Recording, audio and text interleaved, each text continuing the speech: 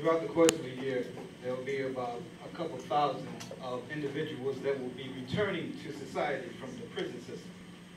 What will you and can you do to help ensure their stability within the community? What I mentioned earlier, there are a couple things we have to do. We have to increase the ability to get relief from disabilities, which is a legal process that says that the impact of the felony when you apply for a job, or when you apply for a driver's license, or when you apply for college tuition assistance, we've got to mitigate that.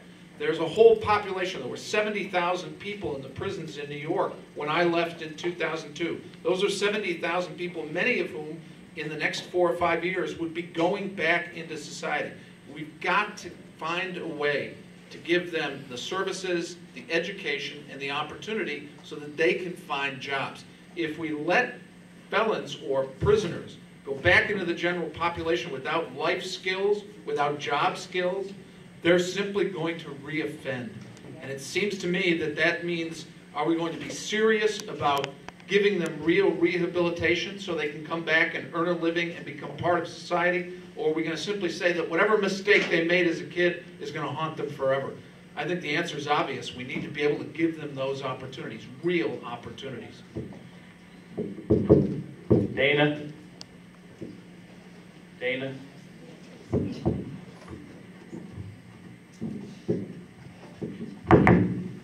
Hello. How are you? I heard you touch on it, but my question is, what is your commitment to change structural and institutional racism from the state level through policy? Well, I think that. that Scared to ask or touch on that. I think that, as I said a minute ago, there are certainly things that in my experience, whether it's the Rockefeller drug laws that had a disproportionate impact on people of color, there is clearly, in my judgment, there has been, because of the lack of adequate funding for urban education, there has been an institutional bias against African Americans and Latinos in the educational formula in New York State, and I think what we need to do is change that. The best way to do that, in my judgment, is elect a Democratic conference to run the Senate that will have an African American leader from Queens. There will be 4 or 5 African Americans who will chair major committees. There will be 2 or 3 Latinos that will chair major committees. We have never had such a diverse conference of Democrats in the state Senate. And my view is that the more we bring a diverse population to the table in the state Senate, the better chance we'll make decisions that are in the interests of everyone and fair. And whatever institutional racism will disappear. The best way to attack the problem is to bring every voice to the table.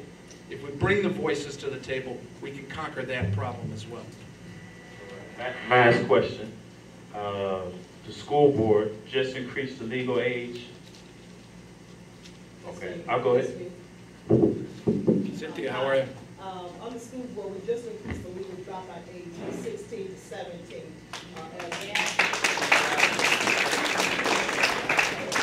In order to comply with the state law. We are embarking on increasing that, wanting to increase that to 18, and we are preparing to come to the state. Will you support an increase of the legal dropout age to 18 on a statewide level? Just let me make sure I understand this question, Cynthia. Are you asking me whether kids should go to school, should be required to go to school until they get a high school degree? Yes, sir. Which is the only way that they'll ever have an opportunity to become a member of the middle class and, yes, sir, and have real opportunity in life and go to college? That's what I'm asking. The answer is unmistakably yes. I not only believe that we should increase the dropout age, I hold another view. I think we ought to do everything possible to make college education free.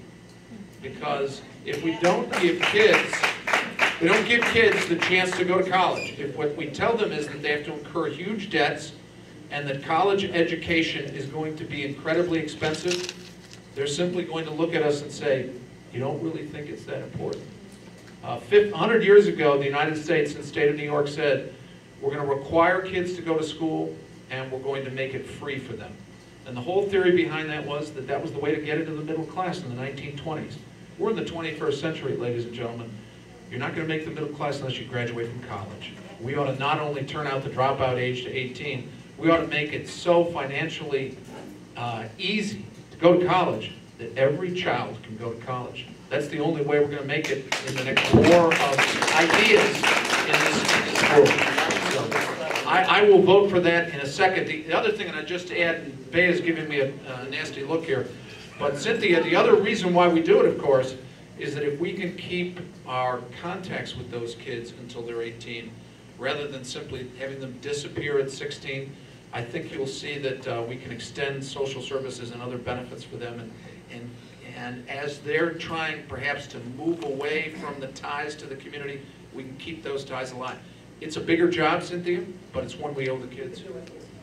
All right. Thank you very much for the coming, and I greatly appreciate you being here. I want to thank Bay Muhammad. I want to thank everybody at Enon Baptist Church, Missionary Baptist Church. Reverend Brown, would you close with a prayer?